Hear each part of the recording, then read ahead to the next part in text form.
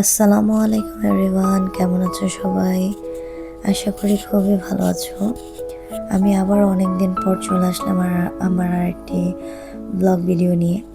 তো সেদিন আমি ভাবছিলাম কর্নিশে যাব, তাই তো আমি রেডি হয়ে বের হয়ে গিয়েছিলাম, রুমটা লক করে নিচ্ছিলাম। তো ভাবলাম একটু কর্নিশ থেকে ঘুরে আসি। সেদিন কর্নিশে ফায়ার ওয়ার্ক ছিল, তো এখানে আমি একা না, আমার সাথে আমার এক আপুও ছিল। উনি কাতারে নতুন এসেছিল, ওনার হাজব্যান্ড ওনাকে নিয়ে এসেছে। তো ভাবলাম যে আপুকে নিয়ে বের হই।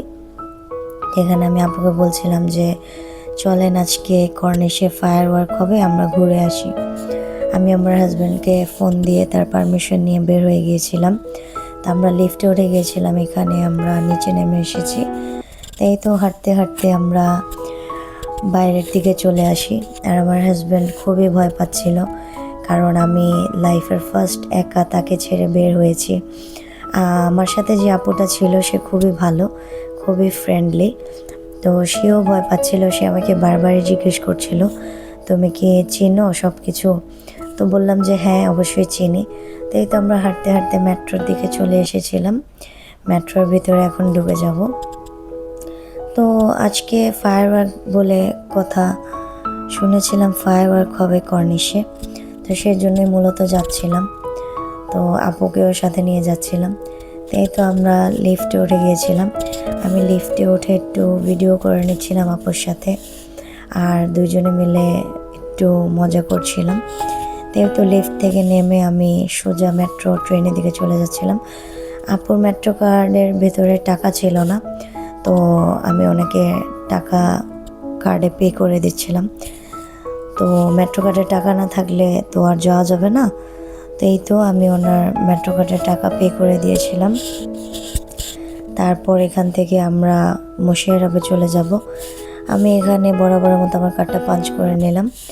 পাঞ্চ করে নিচে ট্রেনের দিকে চলে যাব। আমি মনসুরা থেকে মুশিয়ারাবে চলে যাচ্ছিলাম। তো এখানে মুশিয়ারাবের ট্রেন আসতে আর 4 মিনিট বাকি ছিল।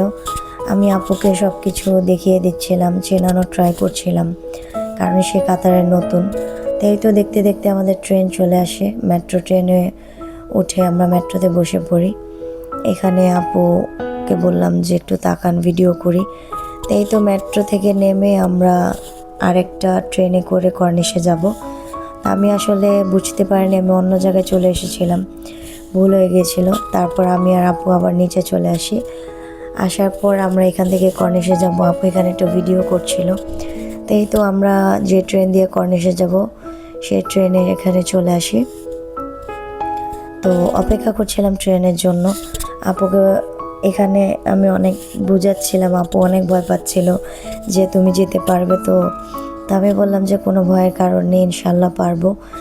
এই তো আমরা ফাইনালি কর্নিশের এইদিকে চলে আসলাম। আমি এখানে আবারও আমার মেট্রো কার্ডটা পাঞ্চ করে নিলাম। এখান দিয়ে আমরা কর্নিশের দিকে বের হব। আসলে রাত করে কর্নিশের বাইরে যে ভিউটা দেখা যায় এটা খুবই সুন্দর, খুবই ভালো। কর্নিশে আপনি রাত্র করে গেলে খুবই ভালো লাগবে, দিনের বেলাও ভালো লাগে, কিন্তু রাত্রের যে ভিউটা সেটা আরও বেশি সুন্দর। এটা ফ্যামিলি নিয়ে আসলে, ফ্রেন্ড সার্কেল নিয়ে আসলে দেখার মতো একটি জায়গা। তো ভাবলাম আপুকে নিয়ে আমি এখানে আসি। আমি পেছন থেকে আপুকে জিজ্ঞেস করছিলাম যে আপনার কাছে কেমন লাগছে। আপু বলছিল খুবই ভালো লাগছে। তাই তো এখানে একটু ঘুরছিলাম, ভিডিও করছিলাম। এটার ভেতর দিয়ে আমরা কর্নিশের বাইরে চলে যাব। তো আমি এটা একটু ভিডিও করে বাইরের ভিউটা নেওয়ার ট্রাই করছিলাম। রাত করে খুবই সুন্দর লাগছিল বাইরের ভিউটা। আর সেদিনের আবহাওয়াটাও খুবই সুন্দর ছিল, বেশি ঠান্ডাও না বেশি গরমও না, একদম শীতল একটা আবহাওয়া ছিল। তাই ভাবলাম যে আপুকে নিয়ে একটু ঘুরে আসি। তা আমরা এই পারে চলে আসি, কারণ এখানে ফায়ার ওয়ার্ক শুরু হবে। তো আমি আর আপু এখানে ওয়েট করছিলাম ফায়ার ওয়ার্কের জন্য। মূলত মিনা ডিস্ট্রিক্টের এখানে ফায়ার ওয়ার্কটা ভালো দেখা যেত, কিন্তু আমি ওইখানে যেতে পারিনি, কারণ আমি ওই জায়গাটা চিনি না। তো এখানে আমি আর আপু নদীর পার বসে একটু ভিডিও করছিলাম আর ফায়ার ওয়ার্ক শুরু হওয়ার জন্য ওয়েট করছিলাম। তো অলমোস্ট আমাদের ফায়ার ওয়ার্ক শুরু হয়ে যায়, কিন্তু আমার মনটা খুবই খারাপ ছিল। দূর থেকে আমার ফোনে তেমন সুন্দর করে একটা ভিডিও আমি নিতে পারছিলাম না।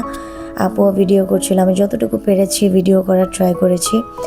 তো আমার মনটা খুবই খারাপ হয়ে যায়। আমার হাজব্যান্ডকে আমি কল দিয়ে বলি যে আমি ফায়ারওয়ার্ক দেখতে পারিনি। তো সে বলল যে ওকে, মন খারাপ করো না। তো এখানে আপু বলছিল তুমি মন খারাপ করো না, চলো আমরা নৌকা দিয়ে একটু ঘুরি, আমাদের কাছে ভালো লাগবে।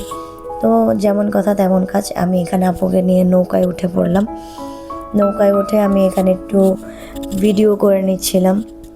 ভাবলাম একটু নৌকা ট্যুর দিই, কারণ ফায়ার ওয়ার্কটা তো আর দেখা হলো না, নৌকা দিয়ে যদি একটু ঘুরি তাহলে ভালো লাগবে।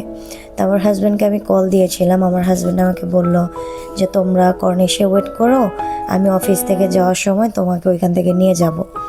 এখানে আমার এক আপুর সাথে দেখা হয়ে যায়, সে আমার ব্লগে হাই দিচ্ছিল, খুবই ভালো লাগছিল। তো বলতে বলতে আমার হাজব্যান্ডও চলে আসে।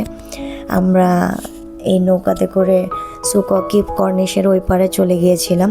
তো নৌকা থেকে নেমে আমার হাজব্যান্ড আর আমরা ভাবছিলাম বাসার দিকে চলে যাব, কারণ আমার মনটা ভীষণ খারাপ ছিল যে ফায়ারওয়ার্ক দেখার জন্য কর্নিশে এসেছিলাম মূলত, সেটাই দেখা হয়নি, কাছ থেকে ভিডিও করা হয়নি।